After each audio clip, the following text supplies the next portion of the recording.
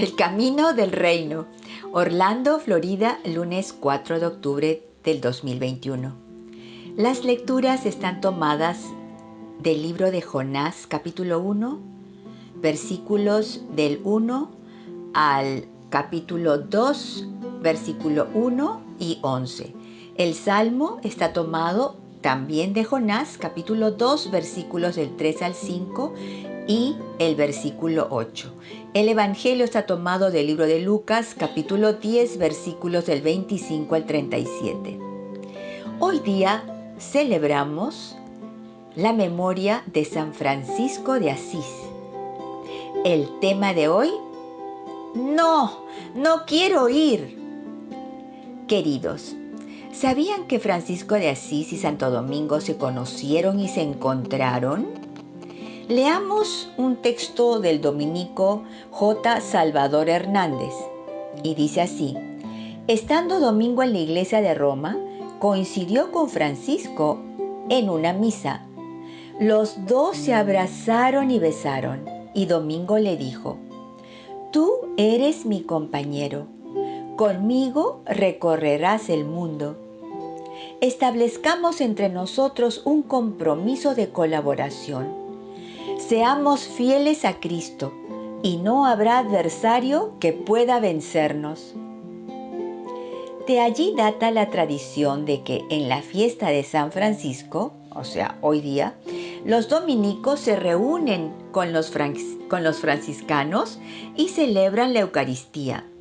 De la misma manera, los hermanos franciscanos lo hacen en la fiesta de Santo Domingo. Los hijos espirituales de ambos asumieron que la amistad entre los dos santos significaba la unión fraternal de ambas órdenes religiosas. Qué bonito, ¿no? Bueno, ahora vamos a preguntarnos cómo era Nínive, porque eso es lo que tiene la primera lectura, la ciudad de Nínive. Nínive en acadio, Ninúa en árabe, Ninawa, fue una importante ciudad asiria dentro de la actual Mosul en Irak, descrita en el libro de Jonás como ciudad grande sobremanera de 3 días. De Nínive llegó a cubrir 7 kilómetros cuadrados, protegidos por una muralla con 15 puertas monumentales. Se cree que acogió hasta 100.000 habitantes, casi el doble que la Babilonia de entonces. En la Biblia, el profeta Jonás describe Nínive como una ciudad sumamente grande, de 3 días de viaje. Vamos ahora a leer la primera lectura del libro de Jonás, capítulo 1, versículos 1 hasta el capítulo 2, versículo 1 y verso 11. El Señor dirigió su palabra a Jonás, hijo de Amitai, en estos términos: ponte en marcha, ve a Nínive, la gran ciudad, y llévale este mensaje contra ella, pues me he enterado de sus crímenes. Jonás se puso en marcha para huir a Tarsis, lejos del Señor. Bajó a Jaffa y encontró un barco que iba a Tarsis. Pagó el pasaje y embarcó para ir con ellos a Tarsis, lejos del Señor. Pero el Señor envió un viento recio y una fuerte tormenta en el mar, y el barco amenazaba con romperse. Los marineros se atemorizaron y se pusieron a rezar, cada uno a su Dios. Después echaron al mar los objetos que había en el barco para aliviar la carga.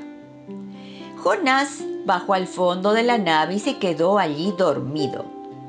El capitán se le acercó y le dijo: ¿qué haces durmiendo? Levántate y reza a tu Dios. Quizás se ocupe ese Dios de nosotros y no muramos.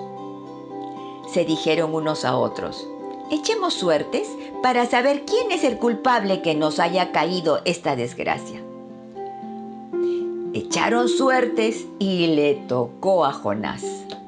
Entonces le dijeron: dinos, ¿quién tiene la culpa de esta desgracia que nos ha sobrevenido? ¿De qué se trata? ¿De dónde vienes? ¿Cuál es tu país y de qué pueblo eres? Jonás le respondió: soy hebreo y adoro al Señor, Dios del cielo, que hizo el mar y la tierra firme. Muchos de aquellos hombres se asustaron y le preguntaron: ¿por qué has hecho eso? Pues se enteraron por el propio Jonás de que iba huyendo del Señor. Después le dijeron: ¿qué vamos a hacer contigo para que se calme el mar? Pues la tormenta arreciaba por momentos. Jonás les respondió: agarradme, echadme al mar y se calmará.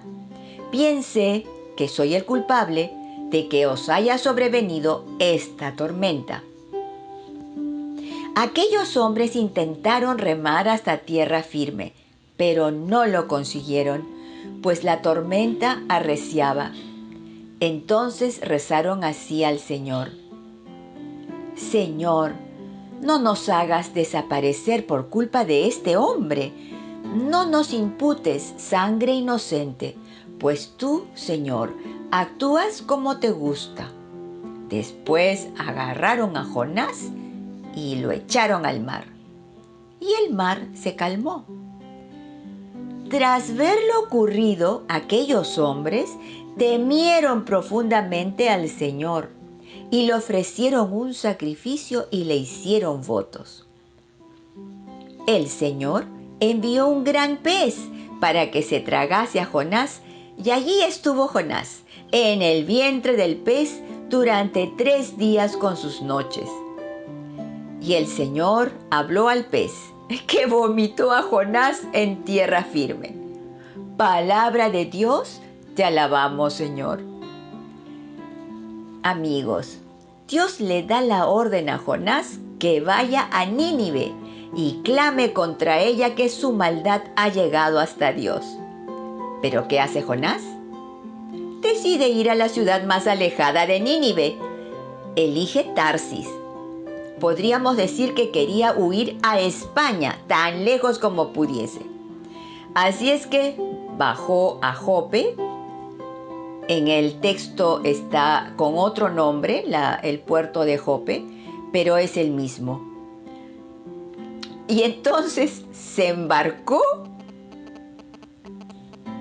hacia la ciudad de Tarsis. Queridos, ¿cuáles fueron las consecuencias de la desobediencia de Jonás?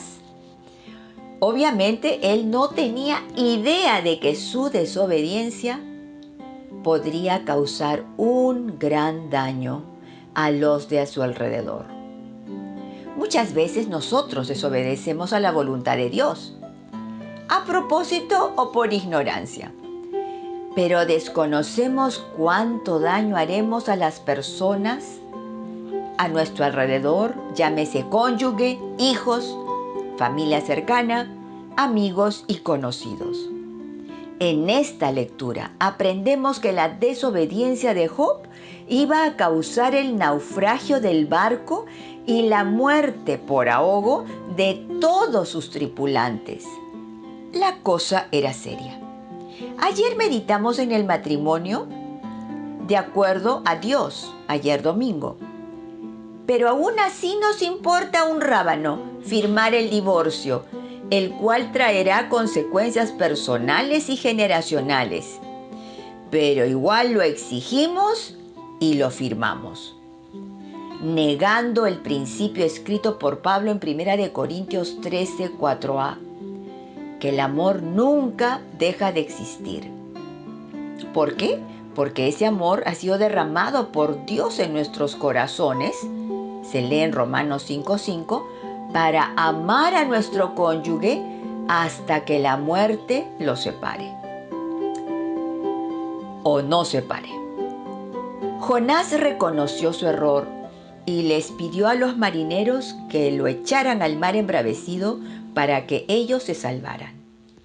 Pero el plan de Dios propició que una ballena se lo tragara a Jonás, quien permaneció 3 días dentro del cetáceo. Allí yo creo él pudo meditar y orar y entrar en razón. El cetáceo al paso del tercer día, de acuerdo a la orden de Dios, lo arrojó en tierra. ¿En qué tierra? Pues en tierra firme cercana a Nínive. Sí, Dios es así de increíble. Se pasa. Le dio un viaje gratuito de regreso a Nínive para que cumpliera Jonás su misión. Aleluya. Vamos a orar con el salmo tomado del libro de Jonás. En el capítulo 2, el responsorial es: Tú, Señor, me sacaste vivo de la fosa. Invoqué al Señor en mi desgracia y me escuchó. Desde lo hondo del abismo pedí auxilio y escuchaste mi llamada. Respondemos: Tú, Señor, me sacaste vivo de la fosa. Me arrojaste a las profundidades de alta mar. Las corrientes me rodeaban.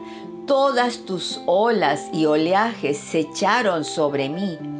Respondemos: Tú, Señor, me sacaste vivo de la fosa.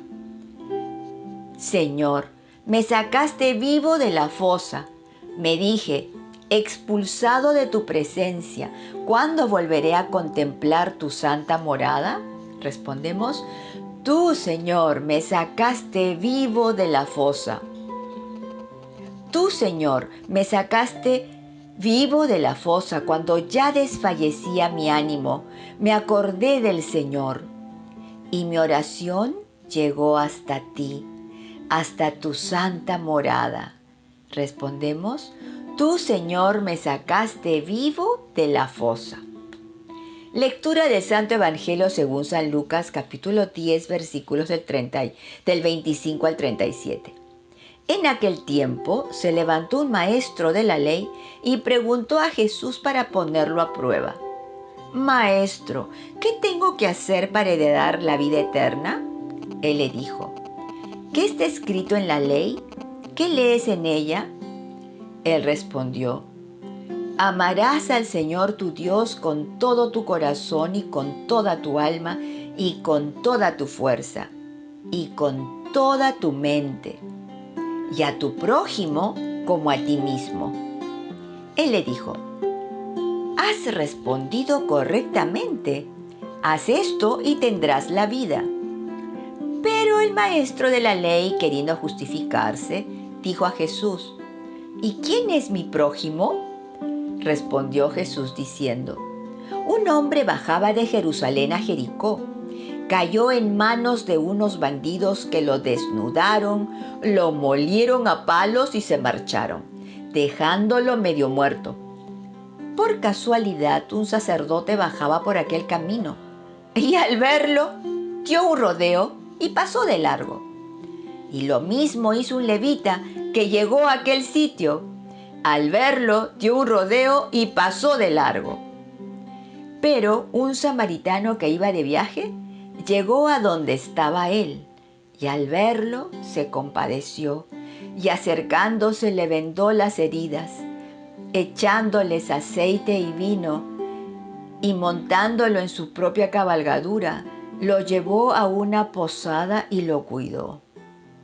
Al día siguiente, sacando 2 denarios, se los dio al posadero y le dijo: Cuida de él, y lo que gastes de más yo te lo pagaré cuando vuelva. ¿Cuál de estos 3 te parece que ha sido prójimo del que cayó en manos de los bandidos?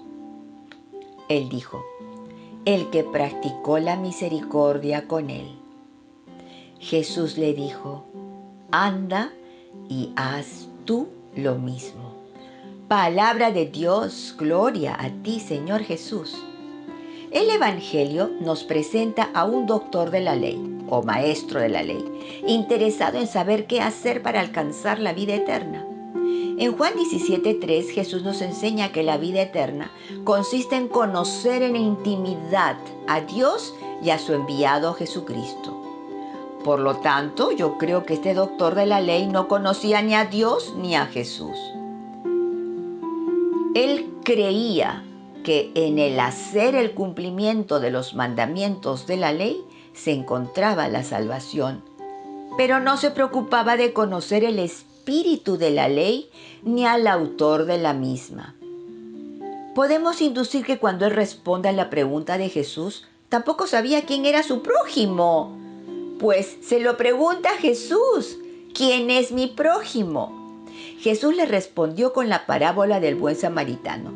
Ni el sacerdote ni el levita actuaron con misericordia con el pobre hombre que quedó tirado después del asalto de los bandidos. ¿Cuál de estos tres se portó como prójimo? Pues solo tuvo compasión el samaritano. Por eso Jesús le dijo al doctor de la ley: ve y haz tú lo mismo. Queridos, y también Jesús nos lo dice a nosotros, que procedamos con misericordia.